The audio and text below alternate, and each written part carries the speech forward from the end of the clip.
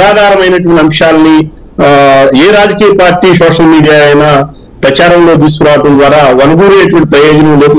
దానివల్ల సమాజం నుంచి చిత్కారాలు ఎదుర్కోవాల్సినటువంటి పరిస్థితి ఉంటుందనేది నాకున్నటువంటి అభిప్రాయం సార్. మంచి పాయింట్. సుహాసిని ఆనంద్ గారు, ఇప్పుడు మీ మీద ఓ ప్రధానమైనటువంటి ఆరోపణ ఏంటంటే ఇప్పుడు ఈ సోషల్ మీడియా వింగుల సృష్టి కారణంగా అనుకోవచ్చు, ఏదో జగన్ గారితో ఇప్పటికీ సాన్నిహిత్యం ఉంది భారతీయ జనతా పార్టీకి. మొత్తం ఎన్నికలు అయ్యేదాకా కూడా మీ తరపున లండన్లో కూర్చుని జగన్ టోటల్గా పోల్ మేనేజ్మెంట్ చేసి తెలుగుదేశానికి పడ్డ ఓట్లన్నీ కూడా వైసీపీ వైపుకి టర్న్ చేసుకుంటారు, మీ కూటమికి పడ్డ ఓట్లు అన్నటువంటి ఇది ఒక ప్రధానమైనటువంటి ప్రచారం. ఇది వైసీపీ వాళ్ళు చేసుకోవట్లేదు, మీ మిత్రులే చేసుకుంటున్నారు. ఏమనాలి దీన్ని? సాయి నమస్కారం, అందరికి పెద్దలందరికీ నమస్తే. చాలా ఆశ్చర్యంగా ఉంది ఇవాళ, ఇదేదో కొత్తగా వింటున్నాను నేను. అంటే భలే ఉంది ఇది. అసలు అంటే చిన్న పిల్లలకి బొమ్మిచ్చి ఇదే అంటే వాళ్ళు పాపం అన్ని మర్చిపోయి ఆ బొమ్మే నిజం అనుకుని పాపం అందులో వాళ్ళు తేలిపోతారు కదా. ఏంటనుకుంటున్నారు ప్రజలంటే అంత అమాయకుల? కానీ ఇప్పుడు మీరు ఇందాక ఒకటి అన్నారు, ఇది heading is good, poles and tours అన్నది చాలా డిఫరెంట్ గా ఉంది. అసలు ఎవరు అడ్డుకట్ట వేయాలి అంటారు ఇందాక మీరు మీ మాటల్లో.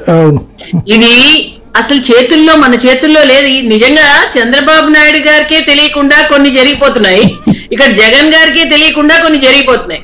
ఒక ఎగ్జాంపుల్ చెప్తాను. ఒక బాగా రష్ గా ఉన్న బస్సులోకి ఎక్కాలి అన్నప్పుడు చూడండి, మనం మధ్యలో ఉంటాం, అసలు ఇంకా మన ప్రమేయం ఉండదు, ఆటోమేటిక్ గా జనమే మనల్ని ఎక్కించేస్తారు, ఆళ్లే తోసుకుంటూ దింపేశారు. సో అసలు ఇది మన చేతుల్లో లేదు. So gone.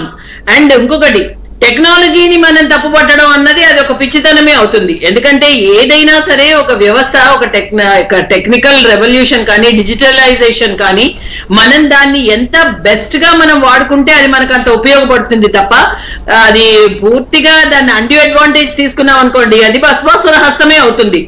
సో దీనికి ఒక రకంగా ఇది చెక్ పెడుతోంది సోషల్ మీడియా.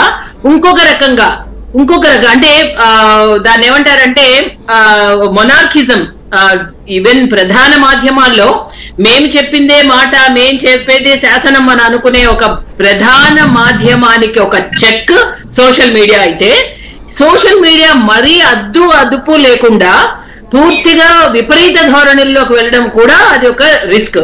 సో ఇదంతా తిరిగి ఏమవుతుంది, అన్నిటిలోకి ఒక యాక్ట్ అనేది మళ్ళీ దీని గురించి పాస్ అవ్వాలి. ఎందుకంటే ఎంత మనకి ఫ్రీడమ్ ఆఫ్ స్పీచ్ ఉన్నా దాన్ని కూడా ఒక కంట్రోల్ చేసే ఒక వ్యవస్థ ఇప్పటికే ఆల్రెడీ వచ్చేసింది.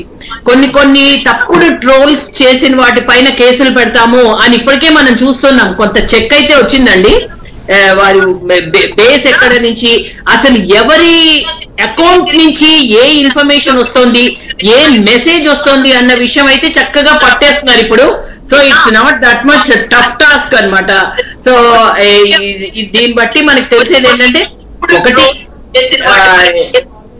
అని ఇప్పటికే మనం చూస్తున్నాం, కొంత చెక్ అయితే వచ్చిందండి. సో ఇప్పుడు ఏంటంటే ఒకరు విపరీతమైన ఎండల్లో ప్రచారం అయితే జరిగిందండి ఒక్క నెలలాళ్ళు. అందువల్ల కొంత రిలాక్సేషన్ అన్నది నిజంగా ఇంట్లో కూర్చుని చూసే వాళ్ళకి కూడా రెస్ట్ కావాలేమో, ఆ విధంగా జరిగింది. అసలు అలాంటిది అంత మండు టెండర్లో మధ్యాహ్నం అనక అసలు 12 లేదు, 2 గంటలు లేదు. వయోభారం చంద్రబాబు నాయుడు గారికి కూడా ఒక రకంగా అందరూ కూడా చాలా, ఈవెన్ జనాలండి, అంత మంది జనాలు, ఈ వ్యాన్ ఎప్పుడు వస్తుందో, ఈ బస్ ఎప్పుడు వస్తుందో, ఈ